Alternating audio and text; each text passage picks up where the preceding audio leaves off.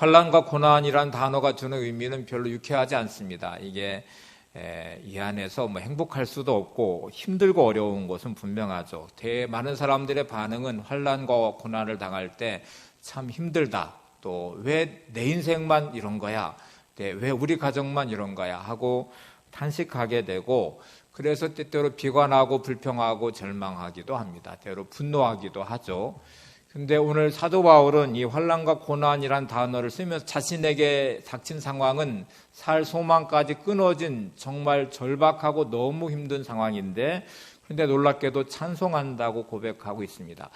우리가 환난과 고난을 당할 때 그리스도인은 찬송할 수 있는 사람이 돼야 된다는 말인데, 제가 추수감사절을 이렇게 준비를 하면서 우리에게 닥친 이 코로나19 상황을 지내오면서 또 각자 맞이하는 삶의 무게에 짓눌려 있는 환난과 고난을 나는 어떻게 반응하고 어떤 모습으로 이 시간들을 보내고 있는지를 좀 성찰해 보기를 원했고요. 또 다른 하나는 다니엘 기도회를 보면서 그 많은 고통들, 아픔들, 상처들, 버려진 삶에 대해서 또 부모의 심한 학대에 대해서 이런저런 많은 문제들이 인생을 무너뜨리지 않고 오히려 하나님을 통해서 역전시키고 간증할 수 있는 삶의 자리에 세워진 그분들의 삶의 방식은 도대체 뭘까 하는 것을 좀 생각하면서 오늘 이 함께 답을 찾아가는 시간 되기를 소망합니다. 먼저 식을 하나 좀 만들어 봤는데요. 이렇게 생각이 가져오는 결과라는 게 있어요. 이렇게 우리가 똑같은 코로나의 기간들을 보내고 또 어려움을 지나면서 어떤 분들은 무너지고 어떤 분들은 세워지고 또 많은 고난 중에 어떤 분들은 인생이 정말 비참하게 망가지면서 마치 깊은 늪처럼 헤매이고 있지만 어떤 분들은 역전시키는 하나님의 은혜를 경험하기도 한단 말이죠. 그러면 출발은 나의 생각으로부터 출발합니다. 모든 환경과 문제는 절대로 주관적이지 않습니다. 그런 객관적으로 주어진 나의 삶이 나의 생각으로 들어오면 주관적으로 바뀌어요. 지금부터는 내 생각과 마음이 어떤 식으로든 결론으로 가게 만드는데, 첫 번째 식은 자기 생각, 우리의 본성에 충실한 이기적인 생각입니다. 우리의 본성은 이기심이고 거기서부터 시작된 생각이 세상의 가치와 연결이 돼요. 세상의 방식과 연결이 되면 이게 사단이 틈타는 사단의 생각으로 묶이게 되고, 그러면 정말 감당하지 못할 비참한 일들이 벌어집니다. 환경과 문제로도 벌어지고 내 자신의 마음으로도 벌어지고, 그리고 그것이 정말 비참하게 인생을 망가지고 가정을 무너뜨리기도 합니다. 다른 방식이 하나 있어요. 이 생각, 자기의 생각으로부터 출발하는데 이게 말씀과 합쳐지면서 하나님의 생각, 또 믿음의 생각으로 바뀌게 되겠죠. 아니, 내가 믿음의 생각으로 출발해 하나님 말씀과 연결을 하면 여기도 감당치 못할 하나님의 복이 오는 자리로 바뀌어지게 될 것입니다. 우리가 간증하시는 분들을 보면서 이 진짜 비참한 삶의 현실 앞에 무너지지 않고 믿음의 생각으로 말씀과 연결하고 하나님과 연결해서 역전을 시키는, 또 감동을 주는 인생의 고백을 우리가 들으면서 우리도 감동하잖아요.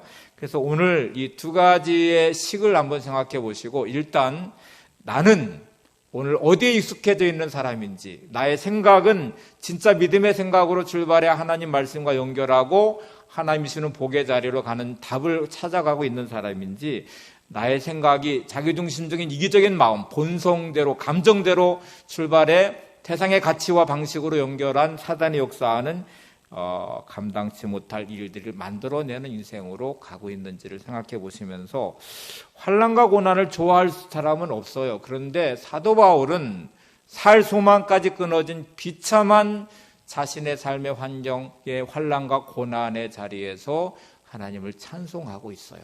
세 가지 이유를 들고 있는데 오늘 이 부분을 좀 찾아가 보려고 합니다. 여러분, 환난과 고난은 마치 껍질과 같은 것 같아요. 밤송이를 보시면 밤에 막 가시가 돋아 있고 접근하기가 힘들고, 야, 이게 뭐야? 그런데 그 가시가 돋친 껍질을 까면 밤 알맹이가 나오죠. 또 딱딱한 그 밤 알맹이를 까면 속살에 달콤한 밤이 나오게 됩니다.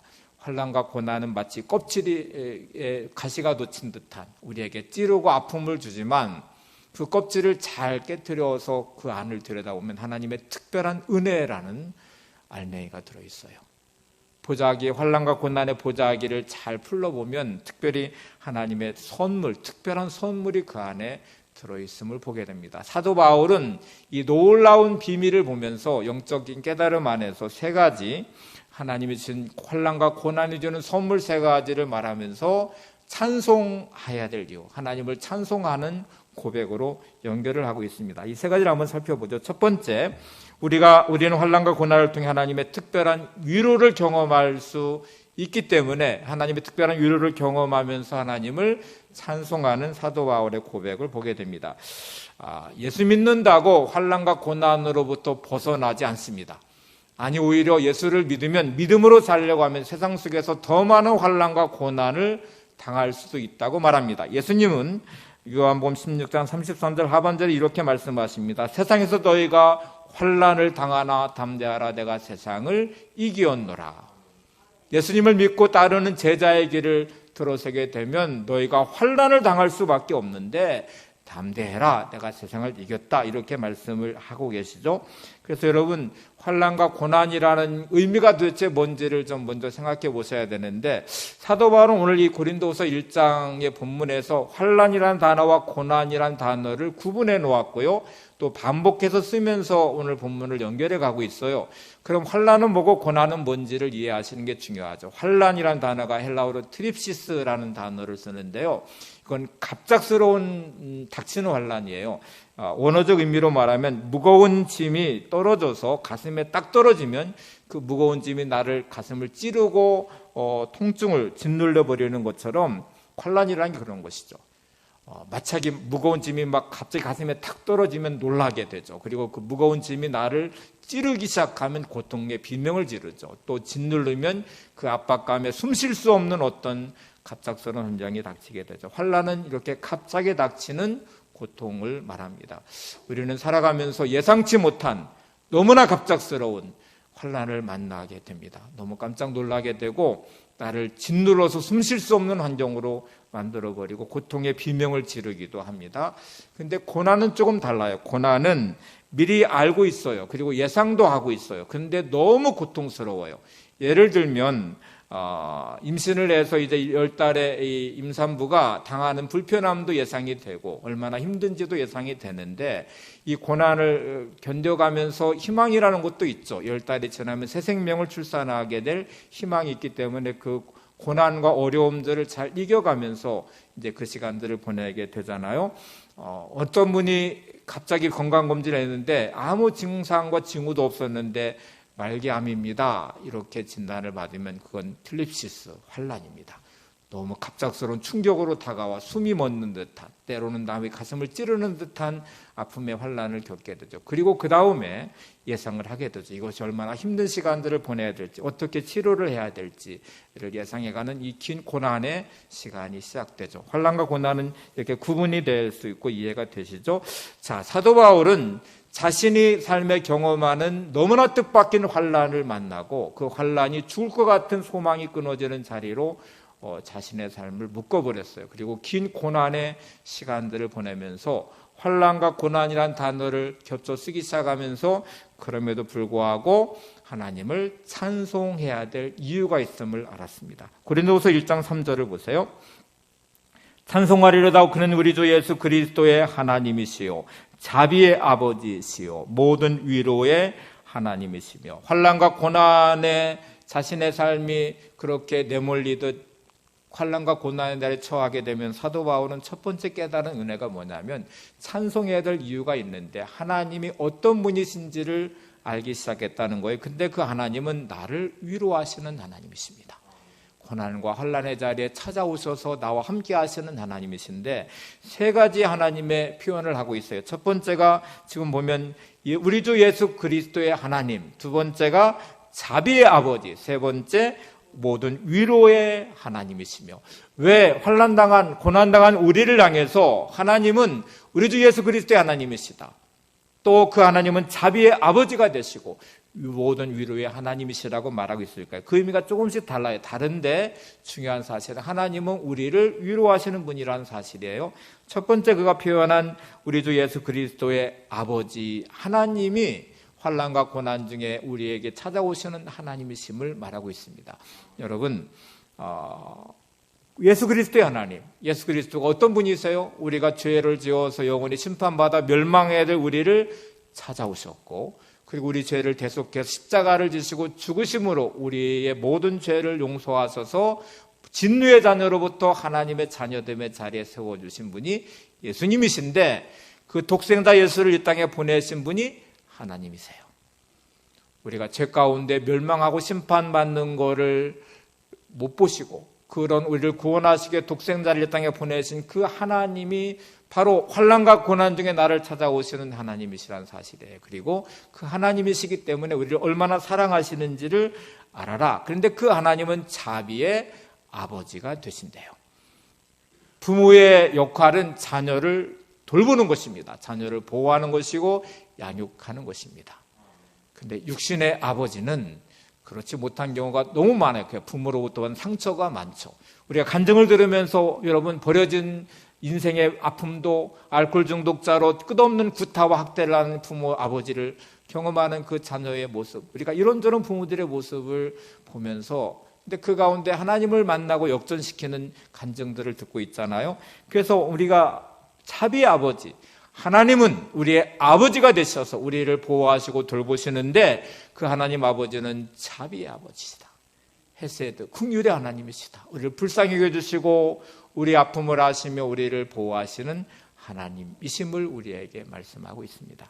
세 번째, 그 하나님은 우리의 모든 위로를 하시는 위로의 하나님이시래요. 우리가 만나는 모든 환난과 고통과 고난을 뛰어넘는 그 큰 위로로 우리에게 다가오셔서 우리를 붙잡아 주시고 위로하시는 하나님이시라고 말씀합니다. 여러분, 우리가 환난과 고난을 당할 때 힘들고 어렵지만 누군가가 나와 함께 해주고 나를 위로해주고 격려해주면 큰 힘이 되죠. 근데 그분이 하나님이시라면 견딜만 하지 않겠어요? 내가 진짜 힘들고 어려울 때 나를 찾아오셔서 나를 위로하시는 그 하나님은 우리 주 예수 그리스도의 하나님이시고 자비의 아버지가 되시고 모든 위로로 위로하시는 하나님이심을 바울은 그 살 소망이 끊어진 환난과 고난 중에서 그 하나님을 만나면서 하나님을 찬송하고 있어요. 이게 찬송해야 될 첫 번째 이유라는 것이죠. 다니엘 3장에 보시면 느부갓네살이 금신상을 만들어서 모든 백성이, 모든 관리들이 금신상에 절을 하도록 규례를 만들어서 반포를 했어요. 그래서 모든 사람들이 예외 없이 금신상에 절을 하는데, 사드락과 메삭과 아벳노고라고 하는 다니엘의 친구들은 금신상에 절을 하지 않았습니다.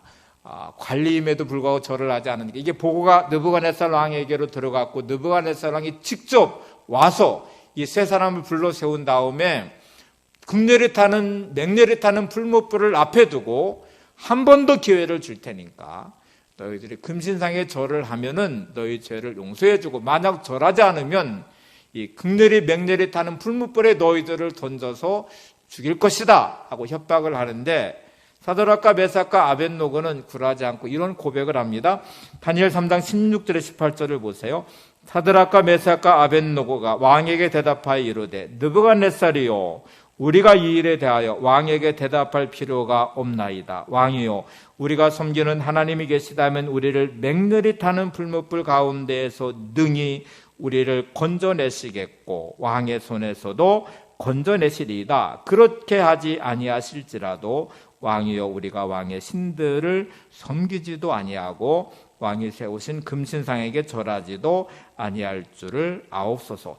여러분, 지금 사드락과 메삭과 아벳노고는 믿음을 지켰어요. 믿음을 가지고 굴하지 않았어요. 느부갓네살 왕에게 금신상에 절하지 않을 것이다. 하나님이 우리를 구원하시고 왕에서부터 우리를 건져내실 것이다. 그리 아니하실지라도 왕이 만드신 이 금신상에게 절하지도 섬기지도 않을 것입니다. 이렇게 이제 선포를 했어요. 여러분, 우리가 어떤 삶의 자리에 환난과 고난에 무너지지 않고 믿음으로 딱 서면 환난과 고난이 끝나면 얼마나 좋겠어요. 근데 오늘 본문은 사드락과 메삭과 아벳노고의 믿음의 선포와 고백을 통해서 풀무불에 던져지지 않았다고 말하지 않고 오히려 풀무불에 던져졌습니다. 환난과 고난의 자리에 처하게 됐습니다. 왜 하나님이 막지 않으셨는지 성경은 말하지 않아요. 근데 아주 중요한 사실이 하나 있어요. 우리가 살아가면서 실제로 만난 환난과 고난이 왜 내 인생에 이게 찾아오는 거야? 왜 내 인생만 이런 거야? 왜 우리 가정만 이렇게 힘들고 어려운 거야? 하고 탄식해 보지만 하나님은 침묵하실 수 있습니다. 근데 오늘 이 본문이 주는 아주 중요한 메시지는 사드락과 메삭과 아벳느고는 풀무불에 던져졌지만 그들이 홀로 버려지지 않았습니다. 하나님이 그들을 찾아오셨고 그들과 함께 하셨습니다. 풀무불에 던져지는 순간에 느부갓네살왕은 세 사람을 자기의 권력과 힘을 가지고 7배나 더 극렬히 타는 풀무불을 만들어 그들을 불에 던져넣었지만 결박한 채로 던진 그들은 자유하게 결박이 풀어졌고 세 사람을 집어넣었는데 네 사람이 그곳에 춤을 추는 장면을 보게 됐어요. 그 나머지 한 사람은 누굴까요? 말할 것도 없이 하나님이시죠. 고난의 자리에 환난의 자리에 풀무불에 던진 그들 속에서 함께 하셔서 그들을 보호하시는 하나님을 우리에게 보여주고 있습니다. 우리가 왜 이런 어려움과 고난을 당하는지 알 수 없습니다. 그러나 분명한 사실은 사도 바울은 살 소망까지 끊어진 그 극심한 환난과 고난을 겪어가면서 아주 중요한 사실을 깨달았는데 그 자신의 환난과 고난에 찾아오시는 하나님, 그 하나님은 우리 예수 그리스도의 하나님이시고 그 하나님은 자비의 아버지시고 그 하나님은 우리의 모든 것을 위로하시는 위로의 하나님이심을 경험했어요. 오늘 이 첫 번째 하나님을 찬송해야 될 이유를 찾으시기를 바랍니다. 나의 고난 중에 찾아오신 하나님, 환난 중에 찾아오신 하나님, 나를 홀로 버려두지 않으시고 나와 함께 하시며 나를 위로하시는 그 하나님의 위로 안에서 내가 넉넉히 위로받으며 하나님을 찬송하는 찬송의 사람이 되시기를 바랍니다. 자, 여러분, 하나님이 나와 함께 하시고 나를 인도하시고 동행하신다면 그러면 새롭게 시작할 수 있지 않겠어요? 모세가 죽은 후에 두려움에 떨고 있는 여호수아, 이제 신명기의 끝자락에 모세는 죽었습니다. 여호수아 시작하는 1장에 홀로 두려워 떨고 있는 여호수아를 하나님은 찾아오셔서 이렇게 말씀하십니다. 여호수아 1장 9절 하반절에 두려워하지 말며 놀라지 말라. 내가 어디로 가든지 내 하나님 여호와가 너와 함께 하시느니라. 여러분, 지금 여호수아는 무너질 수밖에 없는 자리, 두려움에 떨어서 이제 나는 어떻게 이 상황을 내가 어떻게 헤쳐나갈 수 있어? 이 문제를 내가 어떻게 풀 수 있어? 라고 말하는 그곳에 하나님이 찾아오셨어요. 그리고 이렇게 말씀하십니다. 두려워하지 말아라. 놀라지 말아라. 내가 어디로 가든지 너와 함께 하겠다. 찾아오셔서 동행해 주시겠다고 말씀하신 하나님, 함께 하시겠다고 말씀하신 하나님, 그 하나님의 위로 안에서, 하나님의 도우심 안에서 하나님과 동행하는 그 삶의 여호수아는 일어섰고, 우리가 여호수아를 소설을 봤잖아요. 여호수아의 놀라운 그 일들을 이루어 갔습니다. 여러분, 하나님과 동행하는 그 위로의 자리에 믿음으로 일어서시면 하나님은 동행하실 것이고 여러분의 삶의 역사를 이루어 가신 하나님을 경험하게 될 것입니다. 자, 이제 두 번째로 한번 살펴볼까요? 두 번째, 환난과 고난을 통해서 우리의 이웃들을 위로하는 위로자가 되게 하신대요. 여러분, 오늘 본문을 쭉 읽어보시면 이 부분이 많이 강조되어 있어요. 찾아오셔서 위로하신 하나님을 통해서 우리가 넉넉히 너희들을 위로하는 위로자가 됐고, 너희들도 이 고난과 환난의 자리에서 하나님의 위로로 일어서서 위로할 수 있는 위로자가 되어라, 이렇게 말씀하고 있어요. 그래서 여러분, 환난과 고난을 겪어가서 이 과정을 통과한 다음에 내가 정말 위로자의 삶을 살아야 되겠구나, 위로할 수 있는 사람의 자리에 내가 서야 되겠다. 이게 하나님이 나를 향한 뜻이라는 것을 잊지 않는 것. 이것이 찬송해야 될 두 번째 이유입니다. 헨리 나웬이 쓴 책 중에 상처 입은 치유자라는 책이 있어요. 상처 입은 치유자라는 말은 말할 것도 없이 예수님이에요. 예수님은 상처 입으신 분이었고 상처 입으셨기 때문에 치유자가 되실 수 있다 하는 게 헨리 나웬의 책의 중요한 초점이에요. 예수님은 33년이라는 짧은 생애를 살으셨어요. 그런데 그 33년의 생애 동안에 인간이 겪을 수 있는 모든 감정들을 겪어내셨는데 제자들의 배신을 겪었어요. 그렇게 믿었던 제자들, 12명의 제자들, 3년 반을 동고동락한 제자들 중에 가룟 유다는 예수님을 배신하고 팔았습니다. 30냥. 수제자로서 그렇게 믿었던 베드로는 예수님을 3번 부인하고 저주했습니다. 주님이 고난당하신 십자가의 그 현장 앞에 제자들은 뿔뿔이 다 흩어지고 도망갔습니다. 엄청난 배신감이 밀려들죠.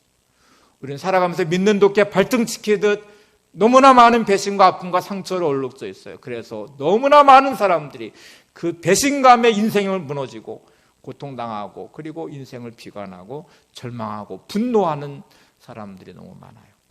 예수님은 십자가의 그 고난의 자리에서 정말 많은 수모를 당하셨어요. 고통과 고난을 당하시고 침뱉음을 당하시고 뺨을 맞으시고 채찍에 맞으시고 온몸이 나체된 상태로 수치스럽게 십자가에 처형당하는 그 고통과 고난을 당하셨어요. 주님은 어마어마한 상처를 입으셨는데 상처를 입으신 주님이시기 때문에 우리를 향해서 우리의 아픔을 아신다고 말씀하세요. 내가 너의 아픔을 안다. 내가 너의 고통을 안다. 너의 배신감의 상처를, 너의 수치스러운 모욕의 상처를, 그 많은 고통과 아픔의 상처를 내가 알아. 그래서 주님은 상처 입은 치유자이시래요. 상처를 입으셨고 인간에 당하는 모든 감정들을 다 겪어내셨기 때문에 여러분이 어떤 환경과 어떤 자리에 있든지 주님은 여러분의 마음을 아십니다. 여러분의 고통을 아십니다. 헬리나 웨는 이 책에서 이 주제로 쭉 말하면서 아주 중요한 결론을 말합니다. 예수 믿는 우리는 예수님의 이 상처 입은 치유자를 통해서 우리의 상처를 치유했으면 당신도 상처 입은 치유자가 되어야 됩니다. 주님의 귀한 삶을 따라서 우리도 그 아픔을 겪어내면서 이것이 내 삶의 상처 입은 치유자로서 우리의 삶을 살아가야 된다는 것이죠. 자, 이제 두 종류의 인생으로 우리가 구분할 수 있습니다. 고통과 고난을 만나면 어떤 사람은 환난과 고난을 만나면서 정말 악해지는 사람이 있어요. 환난과 고난을 겪어내면서 그 배신감에, 그 고통에, 그 아픔에 내 삶의 가시가 돋치기 시작해요. 열등감과 상처로 내 마음이 얼룩지면서 스스로를 비관하기 시작해요. 그리고 사나워지기 시작합니다.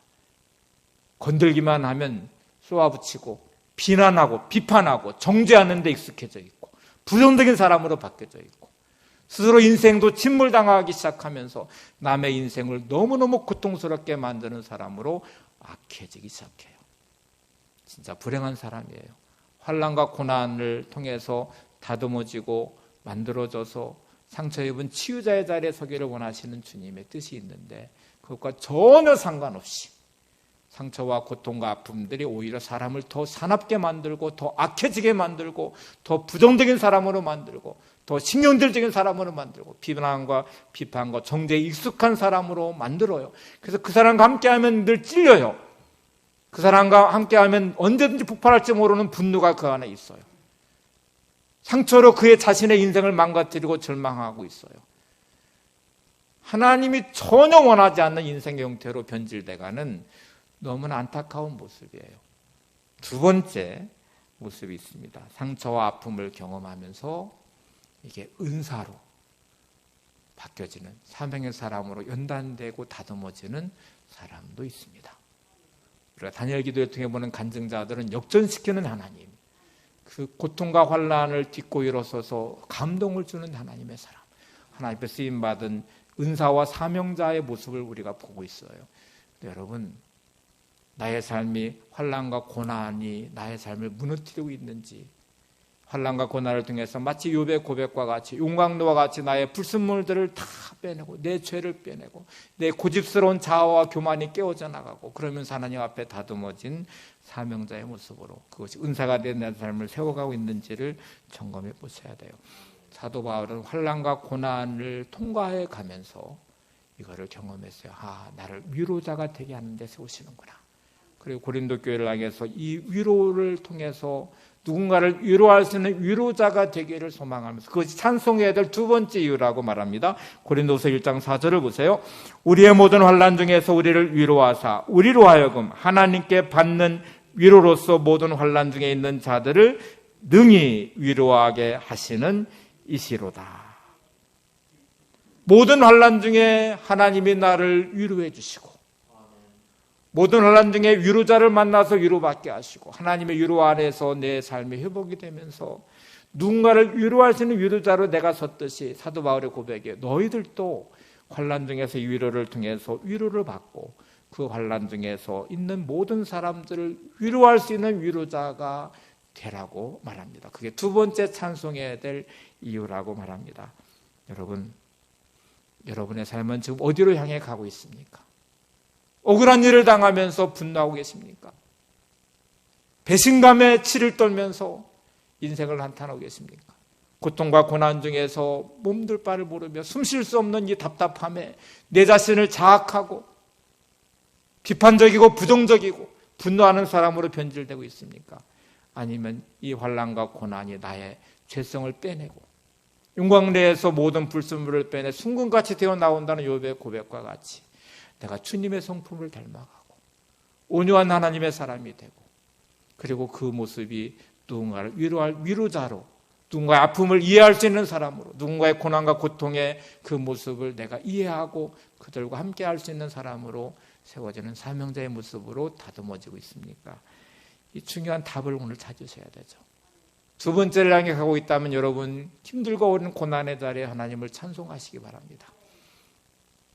훈련의 기간이라는 것은 다 기한이 있어요.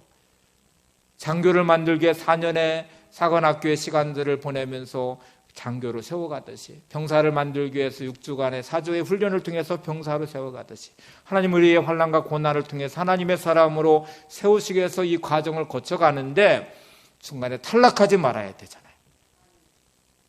이 시간들을 잘못 보내면 그냥 끝장나버리고 낙오자가 돼버리지만 잘 통과하고 나면 하나님의 사명자로 쓰임받게 될 것입니다. 여러분의 모든 삶의 자리 있게 사명의 자리로 세워지는 은혜가 있기를 바랍니다. 한 부자인 부인이 있었는데 남편은 사업가로 성공해서 어마어마한 부자였어요. 아들이 딱 하나니 외아들이 둔 가정인데 이 아들이 고등학교 때에 친구들과 함께 여행을 갔다가 교통사고로 즉사를 했어요. 그 친구들도 다 죽었어요. 어마어마한 충격에 이 부인은 심각한 우울증에 회복되지 않는 삶으로 무너졌습니다.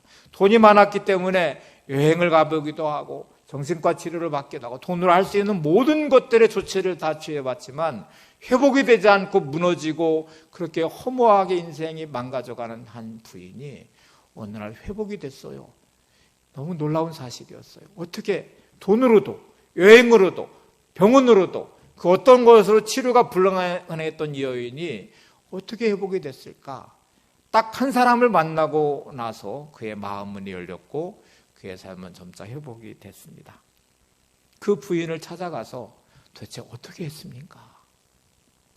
그를 회복시키기 위해서 이렇게 많은 노력을 하고 그 많은 수고를 했는데 회복이 되지 않았는데 어떻게 당신을 만나고 나서 그 짧은 시간에 이분이 회복이 될 수 있었습니까? 라고 말하니까 이분의 대답이 아주 간단했어요. 같이 여행을 갔다가 사고를 당해 같이 아들을 잃은 어머니였어요. 아픔을 공유하고 있었죠. 그 부인이 찾아왔을 때에 한마디 말도 하지 않았어요. 손을 잡아줬고 같이 눈물을 흘렸고 같이 포옹했고 공감해 준 것이죠. 아픔을 겪고 있는 한 사람이 또 다른 한 사람의 손을 잡아줄 때 그의 삶은 회복이 됐습니다. 그 아픔과 고통은 사명으로 바뀌어지는 순간이죠. 여러분, 내가 당하는 고통이 억울하다고 환난이 힘들다고 눈물 짓고 단식하면서 내 인생을 망가뜨리면 하나님의 의도와 상관없이 그렇게 인생은 파멸돼 갈 것입니다. 그런데 그 아픔과 고통을 겪으면서 하나님의 큰 위로를 경험하시고 나를 찾아오시는 하나님, 우리 주 예수 그리스도의 하나님, 자비의 아버지, 모든 위로로 함께 하시는 그 하나님의 큰 사랑 안에 내가 위로받고 힘을 얻고 회복이 되면 여러분은 누군가를 위로하는 위로자가 될 것입니다. 하나님은 그런 여러분을 쓰실 것이고 여러분을 통해 하나님의 역사를 이루어 가실 것입니다. 나와 똑같은 고통을 앓고 있는, 아픔을 앓고 있는 그 사람의 손을 잡아줄 수 있는 사람, 내가 이런 어려움을 당하고 보니까 이 아픔이 얼마나 큰지 내가 알아. 내가 이런 고난을 겪어서 지나고 보니까 이게 얼마나 힘든 시간인지 내가 알아. 이렇게 말하는 따뜻한 말 한마디에 손잡아주는 같이 눈물을 주는 그 가운데 회복이 있을 것이고 그 가운데 하나님은 우리를 쓰시게 될 것입니다. 사도 바울은 살 소망이 끊어진 극심한 환난과 고난을 겪어가면서 만나는 사람들의 고통과 아픔을 이해할 수 있는 사람, 내가 하나님의 위로를 받고 누군가의 위로를 통해서 회복이 되어가는 나의 삶을 통해서 누군가를 위로할 수 있는 위로자가 되는 것을 깨닫고 나서 하나님을 찬송했습니다. 그리고 고린도 교회를 향해서 너희들도 예수를 믿으며 살아가는 이 모든 환난과 고난 중에 이 하나님의 위로를 경험해라. 누군가의 위로 가운데 너희들도 회복이 돼서 누군가의 손을 잡아주는 위로자의 삶을 살라고 우리에게 권면하면서 환난과 고난의 놀라운 영적 비밀을 우리에게 보여주고 있죠. 그리고 하나님을 찬송해야 될 두 번째 이유를 말하고 있습니다. 마지막 세 번째, 너무너무 중요한데요. 사도 바울은 이 환난과 고난을 지나가면서 하나님만 의지하는 온전한 믿음을 찾게 됩니다.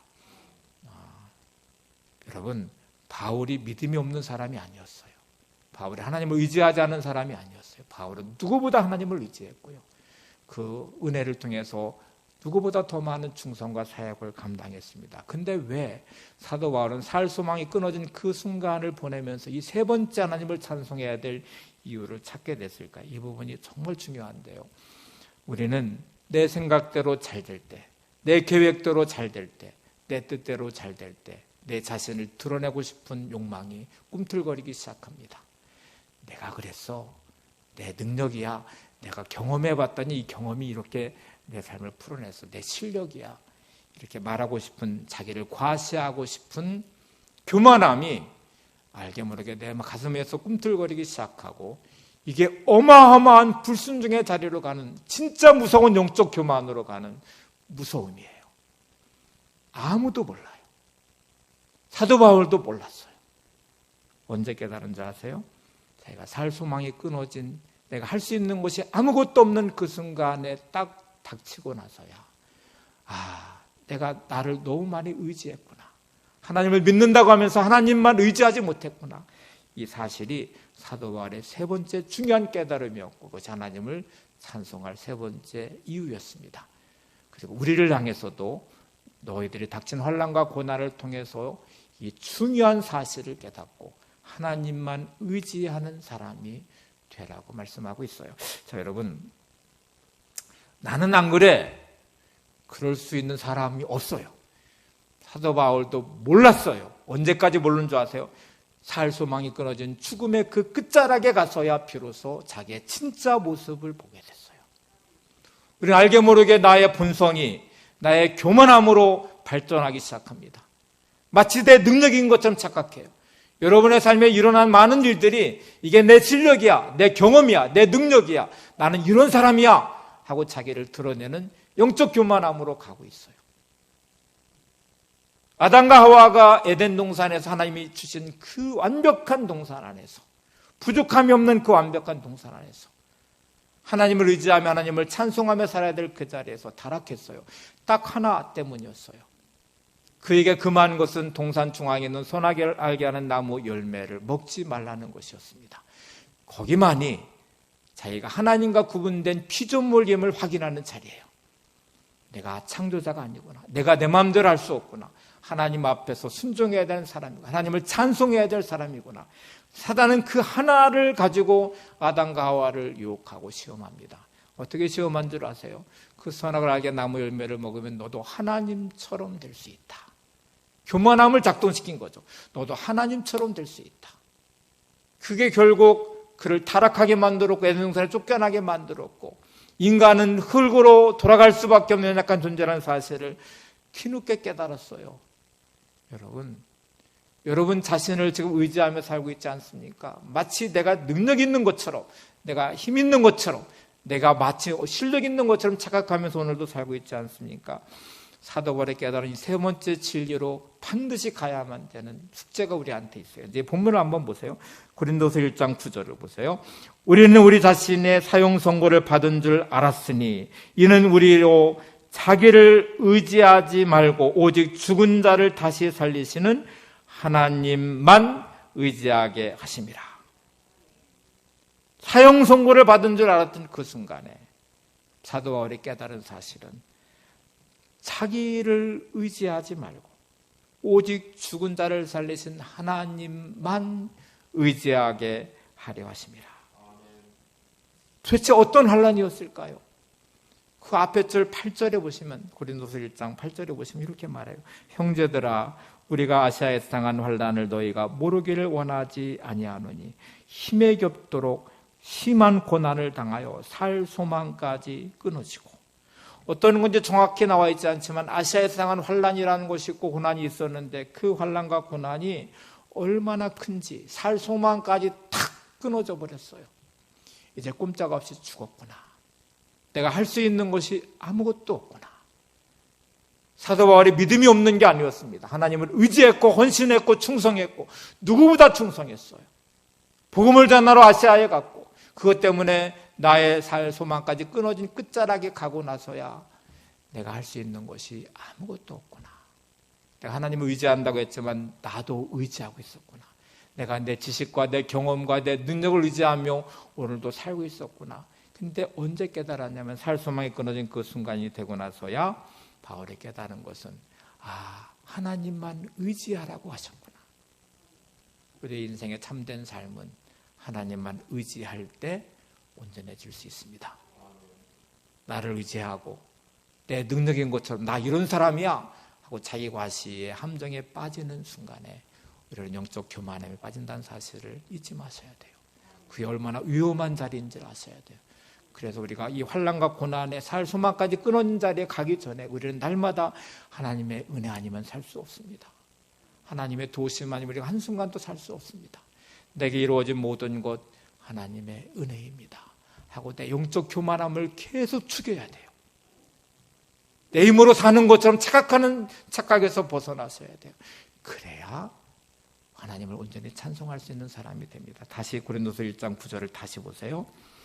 우리는 우리 자신이 사형 선고를 받은 줄 알았으니 이는 우리로 자기를 의지하지 말고 오직 죽은 자를 다시 살리시는 하나님만 의지하게 하심이라. 사형 선고를 받고 내가 아무것도 할 수 없다고 생각하는 그때가 되고 나서야 비로소 내가 나를 의지하면 안 되는 것이구나. 오직 하나님만 의지하며 살아야 되는 것이구나. 여러분, 왜 이렇게 분노하시고 계신가요? 왜 이렇게 실족하고 계신가요? 왜 이렇게 화가 나 있으신가요? 내 뜻대로 안 되니까. 어떻게 나한테 감히, 내가 누군데 네가 감히 나한테, 이런 자기 안에 있는 자아가 살아있기 때문에 오는 감정 아니에요? 바울은 살 소망이 끊어진 자리가 되고 나서야 비로소 자기의 삶의 진리를 찾았어요. 하나님만 의지해야 되는구나. 내 어떤 것도 드러나면 안 되는 것이구나. 근데 우리는 끝없이 자아가 꿈틀거리는 우리의 삶에 이기적인 본성을 가지고 살아가요. 사도 바울이 평생 씨름한 게 날마다 내가 죽노라. 두 자아가 싸우는 자기를 보면서 오라 나는 공고한 사람이로다. 이렇게 탄식하며 그가 씨름했던 거는 오직 하나님만 의지하기 위해서. 내가 죽어야 내 안에 주님이 사시기 때문에, 그래야 온전한 그리스도인의 삶이 시작되기 때문에, 이거를 깨닫게 해준 그 살 소망에 끌어진 그 자리에 비로소 자기 깨달은 진리 앞에 그는 하나님을 찬송하고 있습니다. 여러분의 삶의 자리가 하나님의 신 은혜 안에서 이렇게 크신 위로를 경험하시고 위로자가 되는 사명의 자리로 다듬어지시고, 그리고 비로소 여러분 하나님만 의지하는 믿음의 고백을 하면서 하나님을 찬송하는 삶이 되시기를 바랍니다. 살 소망까지 끊어진 그 자리에 사도 바울은 또 다른 소망을 찾았어요. 그건 하나님이었어요. 내가 할 수 없는 삶의 자리, 아무것도 하지 못하는 그 자리지만 하나님이 그곳에 계시기 때문에 그곳이 소망이었어요. 그래서 하나님을 찬송했어요. 사도 바울의 고백 하나를 함께 볼 텐데요. 어떤 시험과 어떤 문제와 어떤 환난도 여러분 등이 감당할 수 있습니다. 너무 잘하는 말씀이에요. 고린도전서 10장 13절을 보세요. 사람이 감당할 시험 밖에는 너희가 당한 것이 없나니 오직 하나님은 미쁘사 너희가 감당하지 못할 시험 당함을 허락하지 아니하시고 시험 당할 즈음에 또한 피할 길을 내사 너희로 등이 감당하게 하시느니라. 오늘 사도 바울이 깨달은 이 영적 비밀을 여러분의 가슴에 새겨두시기 바랍니다. 내가 당한 모든 시험은 감당할 수 있다. 나는 할 수 없어. 나는 너무 힘들어. 나는 지쳤어. 나는 끝났어. 라고 절망하지 마시고 오늘 사도 바울이 깨달은 것처럼 내가 당한 모든 시험은 나는 능히 감당할 수 있다. 왜냐하면 하나님이 나와 함께 하시니까. 감당치 못할 시험당 하나님 허락하지 않으시니까, 하나님의 그 미쁘심이 내가 능히 감당할 힘과 능력을 주시니까, 또 피할 길을 내게 열어주실 것이니까 오늘도 내가 능히 감당할 수 있음을 고백하시면서 하나님을 찬송하시고 하나님 인도하심의 그 길을 따라서 하나님의 은혜를 경험하시기 바랍니다. 환난과 고난의 터널을 지나고 난 여러분 위로자가 될 수 있기를 바랍니다. 환난과 고난의 터널을 지나고 있는 여러분, 하나님만 의지하는 금같이 순금같이 빛나는 거룩한 믿음의 하나님의 사람이 되시기를 바랍니다. 그러면 충분히 찬송할 이유가 되게 있어요. 다음 주 우리가 추수감사절을 맞이하게 돼요. 제가 설교를 준비하면서 하나님, 우리가 다 힘들고 어려운 시기를 보내고 또 많은 어려움들을 겪고 있기도 하지만 이 추수감사절이 인생의 전환점이 되길 원합니다. 역전의 하나님 은혜를 경험하길 원합니다. 내가 풀리지 않은 숙제 같은 내 삶의 고난 중에도 하나님을 찬송할 수 있는 절기가 되게 하시고, 감사할 수 없는 자리에도 하나님을 향해 친정한 마음을 다해 감사할 수 있는 자리, 사도 바울과 같이 살 소망이 끊어진 그 자리에 하나님의 은혜를 깨달은 사도 바울은 하나님을 찬송하고 있듯이 하나님, 내 자신만 의지하지 않고 하나님만 의지하는 믿음으로 변화되게 하셔서 우리가 주시는 삶의 아름다움으로 하나님께 영광 돌리는 삶이 되기를 원합니다 하는 기도를 드렸어요. 여러분 삶의 이런 변화가 한 주 동안 좀 말씀을 많이 묵상하시면서 정말 이렇게 절기의 형식적인 절기가 아니라 여러분 마음 깊이 하나님을 찬송하는, 하나님께 감사하는 추수감사절이 되시기를 바랍니다.